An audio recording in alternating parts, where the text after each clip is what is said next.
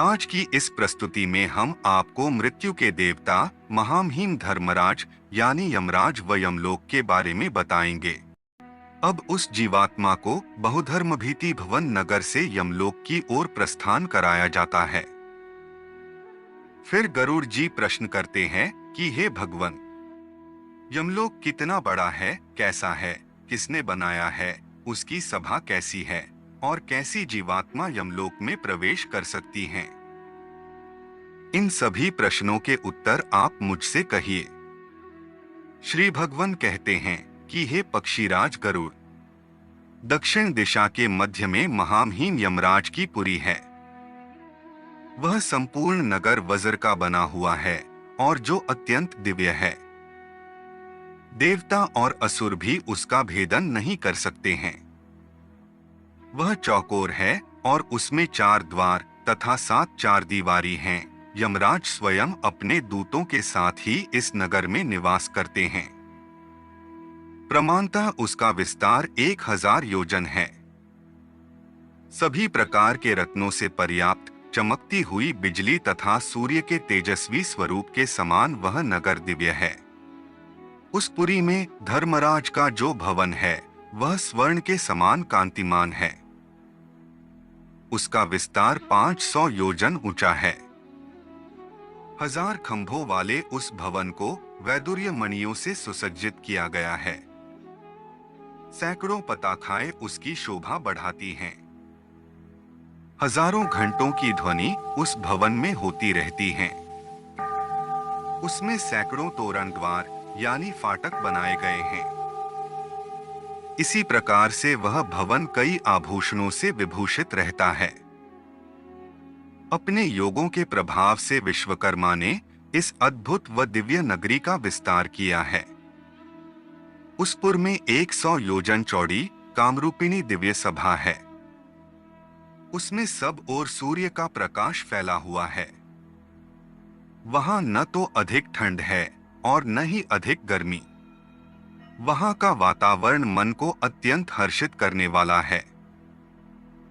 वहां 10 योजन में विस्तृत नीले मेघ के समान शोभा संपन्न सम एवं शुभ आसन पर भगवान धर्मराज स्थित रहते हैं। ये धर्मज्ञ, धर्मशील, धर्मयुक्त और कल्याणकारी हैं। यही पापियों को भय देने वाले तथा पुण्यकारियों को सुख प्रदान करने वाले हैं। यहाँ पर शीतल मंद वायु बहती रहती है। अनेक प्रकार के उत्सव और व्याख्यान होते रहते हैं। सदैव शंख आदि मांगलिक कार्यक्रमों की ध्वनि सुनाई देती है। उन्हीं के बीच धर्मराज का संपूर्ण समय बीतता है। उस पुर के मध्य भाग में प्रवेश करने पर चित्रगुप्त का भवन पड़ता है। अब यहाँ वह प्रेत एक हाथ मात्र के शरीर को त्याग कर अंगुष्ठ मात्र माप वाला वायुरूप धारण करता है। वायुरूप होकर भूख से पीड़ित वह जीव यमदूतों के साथ चित्रगुप्तपुर की ओर जाता है, जिसका विस्तार 25 योजन है और उसकी ऊंचाई 10 योजन है। वह लोहे की दीवारों के द्वारा चारों ओर से घिरा हुआ एक महादिव्य भवन है। इसमें आने जाने के लिए सैकड़ों गलियां हैं और सैकड़ों पताखाओं से यह सुशोभित रहता है। सैकड़ों दीपक इस भवन में प्रज्वलित रहते हैं। बंदीजनों के द्वारा गाने बजाने व गीत आदि की ध्वनियों से यह भवन गुंजायमान रहता है। चित्रगुप्त के इस भवन को सुंदर चित्रों से सजाया गया है। इस भवन में मुक्ता मणियों से निर्मित परम विस्मयकारी एक दिव्य आसन है, जिसके ऊपर बैठकर चित्रगुप्त मनुष्य अथवा अन्य प्राणियों की आयु गणना करते हैं।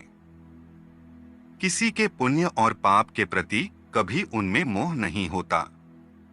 जिसने जब तक जो कुछ भी अर्जित किया है वह उसे जानते हैं। वह 18 दोषों से रहित जीव द्वारा किए गए कर्म को लिखते हैं। जिसने जैसा शुभ या अशुभ कर्म इकट्ठा किया है वही सब चित्रगुप्त की आज्ञा से भोगना पड़ता है। चित्रगुप्त के स्थान से पूर्व की ओर ज्वार भवन है। दक्षिण की ओर शूल, मकड़ी और विस्फोट यानी छाला पड़ना आदि रोगों का स्थान है तथा पश्चिम की ओर अजीर्ण और अरुचि रोग का स्थान है। उत्तर की ओर रक्त रोग और पीलिया रोग का अथवा ईशान कोण में सिर की पीड़ा और अग्नि कोण में मूर्छा का स्थान बताया गया है। इसी प्रकार की अन्य व्याधि भवनों से चित्रगुप्त का स्थान घिरा हुआ है। हे गरुड़, कोई भी प्राणी जो कुछ कर्म करता है वह सब कुछ चित्रगुप्त लिखते हैं। धर्मराज के भवन के द्वार पर रात दिन दूत गण उपस्थित रहते हैं। प्राणी के शुभ या अशुभ कर्मों के अनुसार ही यह निर्धारित किया जाता है कि इसे किस द्वार से यमलोक में प्रवेश करना चाहिए। जो पापी व दुराचारी व्यक्ति होते हैं, यमदूत उन्हें यमलोक के दक्षिण द्वार से प्रवेश कराते हैं। यमदूतों के महापास से बंधे पापी और नीच व्यक्ति को धारदार कोड़ों से मारा जाता है। वहां नाना प्रकार के पूर्वकृत पाप कर्मों से युक्त मनुष्य को विभिन्न धारदार अस्त्र शस्त्रों तथा अनेक यंत्रों से पीड़ा दी जाती है। पापियों को दहकते हुए अंगारों के द्वारा घेर लिया जाता है। अन्य बहुत से पापियों को बाल द्वारा पटककर कुल्हाड़ी से उन्हें काटा जाता है। पूर्व कर्म के फल अनुसार वह चिल्लाते हुए दिखाई देते हैं। कुछ पापियों को गर्म गुड़ और कुछ को गर्म तेल डालकर पकाया जाता है। इस प्रकार उन यमदूतों से पापियों को अत्यधिक कष्ट भोगना पड़ता है। अन्य पापी अत्यंत निर्दयी यमदूतों से बार बार क्षमा दान की प्रार्थना करते हैं, पर यमदूत उनकी एक नहीं सुनते।